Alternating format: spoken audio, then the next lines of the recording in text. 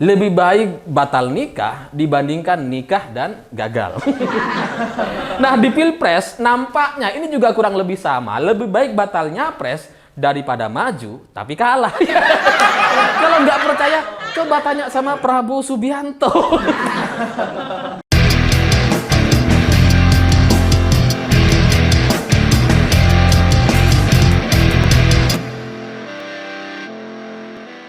Selamat malam para mantan, selamat malam untuk semua mantan-mantan kalian yang gagal nikah.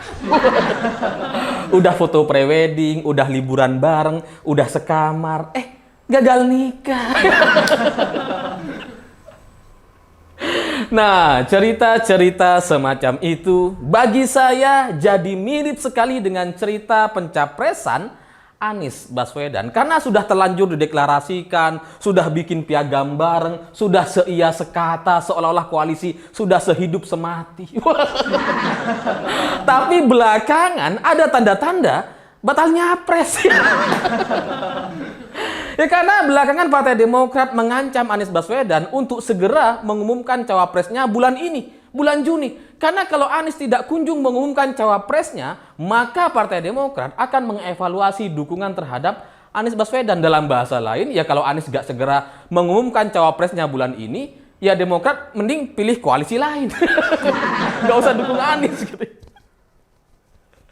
Nah, sementara Anies juga gak bisa mengumumkan cawapresnya bulan ini gitu. Kenapa?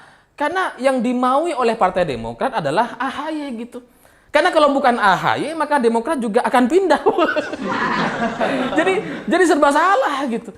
Anies kalau mau mengumumkan AHY bulan ini sebagai cawapresnya, itu akan semakin membuat dia hampir pasti kalah di Pilpres 2024. Ya, karena kalau Demokrat beralasan bahwa suara Anies ini cenderung menurun karena tidak kunjung mengumumkan cawapresnya, itu sebenarnya nggak logis gitu. Karena Ganjar dan Prabowo juga belum punya cawapres, tapi suara mereka naik. Sementara Anies terus turun gitu ya. Jadi kalau Anies mau mendengarkan atau menerima tekanan dari Partai Demokrat untuk mengumumkan AHY sebagai cawapresnya, itu akan semakin memastikan bahwa suara Anies akan semakin turun. Jadi pilihannya cuma dua tuh Anies gitu ya. Dia mau batal nyapres atau maju di Pilpres, tapi pasti kalah. Dan itu kuncinya di Partai Demokrat. Ya, tapi nggak apa-apa. Biarkan Demokrat memanfaatkan situasi yang seperti ini gitu ya. Kita dukung aja. Kita dukung. Dukung AHY sebagai cawapres. Supaya apa? Supaya mudah dikalahkan. Dan situasi yang seperti ini, seperti sekarang ini, inilah nampaknya juga yang membuat Presiden Jokowi itu jadi lebih rileks, lebih santai gitu ya. Bahkan kemarin ketika berpidato di Singapura, di hadapan para pengusaha Singapura, Pak Jokowi sempat bercanda gitu soal Pilpres 2024. Karena Pak Jokowi sempat tiba-tiba nanya kepada audiens atau pengusaha di Singapura, kira-kira siapa ya yang menang di Pilpres 2024 di Indonesia? Salah pidato, kata Pak Jokowi. Ya, Pak Jokowi sudah bisa bercanda seperti ini, itu artinya situasi di Koalisi Perubahan memang sudah seburuk itu. Sudah bisa dibercandain atau sudah bisa kita tertawakan. Ya, karena ketika Pak Jokowi bertanya siapa yang menang di Pilpres 2024 dan selanjutnya mengatakan bahwa siapapun yang menang, itu bisa dipastikan nantinya akan membawa Indonesia menjadi negara maju, negara yang menjadi negara raksasa di Asia gitu. Sehingga dari pidato Pak Jokowi ini, itu menunjukkan bahwa yang pasti bukan Anies Baswedan. Iya kan gitu. Ya, karena kalau Anies yang menang jadi presiden gitu ya, itu akan membawa Indonesia menjadi negara yang sumur resapan. Nggak bisa gitu. Nggak bisa jadi negara maju gitu. Karena kalau di negara maju itu jalannya mulus gitu. Bukan berlubang-lubang. Jadi ya situasi seperti sekarang ini nampaknya sudah membuat Pak Jokowi jadi lebih santai, lebih yakin dan lebih pede soal hasil Pilpres 2024. Karena yang pasti yang menang bukan Anies Baswedan. Jadi dalam kesimpulan saya dari pidato Presiden Jokowi yang nampaknya sedang bercanda atau agak-agak lucu itu gitu ya. Saya melihat bahwa Pak Jokowi kayaknya juga sudah tahu gitu bahwa Anies ini cuma punya dua pilihan. Apakah dia batal nyapres atau maju di Pilpres tapi sudah bisa dipastikan kalah. Sehingga Pak Jokowi dengan pede atau sangat yakin sekali menyampaikan pidatonya di Singapura kemarin kepada para pengusaha Singapura untuk tenang, untuk santai, dan yakin kepada kita Indonesia bahwa nantinya investasi minimal 5 atau 10 tahun yang akan datang itu akan tetap aman dan stabil di Indonesia karena akan dipimpin oleh orang yang mampu membawa Indonesia menjadi negara maju atau menjadi negara raksasa di Asia. Sehingga dari sini gitu ya, dari pidato Pak Jokowi ini saya kemudian menyadari bahwa nampaknya cawe-cawe Presiden Jokowi itu sudah selesai hari ini. Ya, karena kalau kita baru meributkan soal cawe-cawe Pak Jokowi, ada orang juga yang meminta agar Pak Jokowi nggak cawe-cawe dan sebagainya, itu sudah selesai gitu. Udah terlambat, karena Pak Jokowi sudah melakukan. Sudah terjadi gitu. Kita aja yang nggak nyadar gitu. Karena kalau kita perhatikan dari survei-survei Anies Baswedan, Ganjar, dan Prabowo Subianto, itu kita bisa melihat cawe-cawe presiden benar-benar terjadi selama beberapa bulan terakhir. Dulu kalau kita ingat, suara Anies itu bersaing ketat dengan Prabowo Subianto. Bahkan Anies itu kadang-kadang melampaui suara Prabowo. Sehingga urutannya itu ya Ganjar agak tinggi, kemudian Prabowo atau Anies di belakang nih. Bersaing ketat gitu. Ya entah Anies yang nomor 2 atau Prabowo yang nomor 2. Nah sekarang gitu ya, setelah Pak Jokowi melakukan cawe-cawe, melakukan endorsement terhadap Ganjar dan Prabowo Subianto, itu secara survei yang bersaing sekarang cuma Ganjar dengan Prabowo. Sementara Anies jauh tertinggal di bawah. Jadi bagi saya itu adalah the real cawe-cawe yang sudah dilakukan oleh Presiden Jokowi selama beberapa bulan terakhir, tapi itu tidak disadari oleh orang-orang gitu. Jadi kalau sekarang koalisi perubahan atau kelompok Anies Baswedan meminta agar Pak Jokowi nggak melakukan cawe-cawe, terlambat gitu. Kereta udah terlanjur jalan nih. Anies sudah terlanjur ditinggalkan di belakang gitu. Sehingga inilah mungkin yang juga membuat Pak Jokowi yakin dan pede bahwa siapapun yang menang itu nanti akan membawa Indonesia menjadi negara maju atau menjadi negara raksasa di Asia. Sehingga hasil akhir dari Pilpres 2024, kalaupun Anies bisa maju, pada akhirnya di putaran kedua itu hanya akan mempertemukan antara Ganjar versus Prabowo Subianto atau bisa dibilang all Jokowi's final. Ya karena persis seperti pidato Pak Jokowi gitu ya. Siapapun yang menang nanti akan tetap membawa negara ini menjadi negara maju. Dan itu pasti bukan Anies Baswedan. Tinggal pertanyaannya kembali lagi kepada Anies gitu. Apakah dia mau batal nyapres atau tetap maju sebagai capres tapi kalah ya.